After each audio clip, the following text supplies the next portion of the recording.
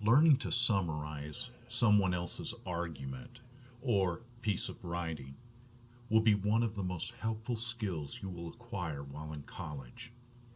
To summarize a piece of writing, you must paraphrase the author's most important ideas. That means the student must use his or her own words and ideas to give a brief, objective, written account of what was written. Now, just be just be informed that a summary is not a restatement.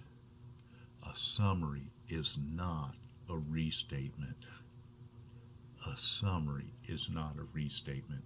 We're not going to say in our summary, the United States has a prison problem. China has 1 billion more people than the United States, yet the United States has more prisons than China. No, that's not what this assignment is about. We're not restating what was written. We're not going to add our own thinking. We're not going to comment on the merit of Moskos' arguments. We're not going to evaluate them. And we're not going to give our own opinion. The opening sentence must include the following: the author's first and last names, Peter Moskos. Now, after that opening sentence, you will not refer to the author by his or her last name again. Instead, you're going to refer to him or her by their last name. Moskos asserts, Moskos writes, Moskos argues, or you can use the third person pronoun, he or she. He claims, he supports his claim by. Another element you're going to have in your first sentence is the title of the text, the title of the essay. And then you're going to have the author's thesis. Your first sentence should look something like this. In his essay, Bring Back the Lash, Peter Moskos, now select one of these words up here. Which one do you want? Argues that America must rethink the way it tries criminals. Claims that America must rethink the way it tries criminals. Insists. Now, just one of them. Don't use all of them, please. But you can use all of them in your summary, not just there. So, America must rethink the way it tries criminals, houses prisoners, and builds new prisons. Note, your summary should be written in the present tense. In other words, use present tense verbs. Do not write, Moskos wrote about prison overpopulation. Instead, use the present tense verbs like Moskos writes about prison overpopulation. He argues. He asserts. He claims. He maintains. All throughout your summary, you should use present tense verbs. In addition to summarizing the thesis, you must show or demonstrate how the author supports his or her thesis. How does Moskos go about supporting his thesis that America has a prison problem and it must rethink the way it tries criminals or houses them prisoners? Okay, you have your topic sentence, your thesis, the one you're going to use in your summary. Now you need to tell me how Moskos structures his argument to support this thesis.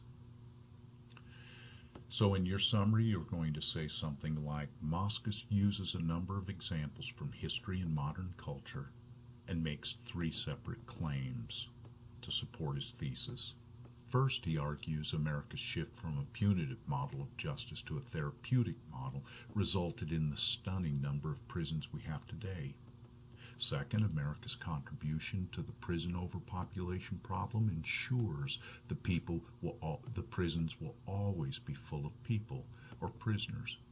Third, corporal punishment as it is currently used in Asia is a humane and inexpensive alternative to prison terms. Now, none of that is new to you. That's all information that you gleaned from your critical reading earlier this week. I'm making this audio on Friday afternoon, so you know after spending time in that article and that essay that that's what was written. Now all you've got to do is tell me, give me the details with sentences like, to begin, Moskos summarizes America's shift from a punitive model of justice to a therapeutic model. Now, what are you going to study there, or what are you going to summarize in this paragraph? You're going to look for the supporting details that Moskos used in his essay, and you're simply going to restate them in your own words. You'll remember his comments about Delaware and Philadelphia, right, and colonial America. You'll remember about the British and Europe criticizing us for our barbaric tactics in having a punitive form of justice. You'll want to tell me about that in this paragraph or in this portion of your summary. Second, Moskos claims that America contributes to its prison overpopulation problem. Well, you know that. You found that in your critical reading, and during our Socratic questioning in class, you told me that Moskos supports his claim. How? By telling us that we've got an idiotic war on drugs. You told me that the way America keeps its prisons full is by judges giving people longer mandatory sentences. And you also noticed that there was the presence of the American prison industrial complex that ensures politicians will continue to make laws to keep people in these prisons. Excuse me. And then finally, Moskos argues that corporal punishment, should be just punishment, not twice, as it is currently used in Asia, is a humane and inexpensive alternative to prison terms. Now, he doesn't support that idea with very many details, so you're going to have to search and look carefully for them. Now, if you want to structure this essay, this summary, in 5 different paragraphs, that's fine. You've got them here on the screen in front of you. If you would rather write 1 page or a page and a half with no divisions, no paragraph breaks, that's fine too. But you have the structure here that will help you get to the place I think you want to be. Good luck, and if you have any questions, be sure to call me because I'll be working all weekend and I'm happy to help you.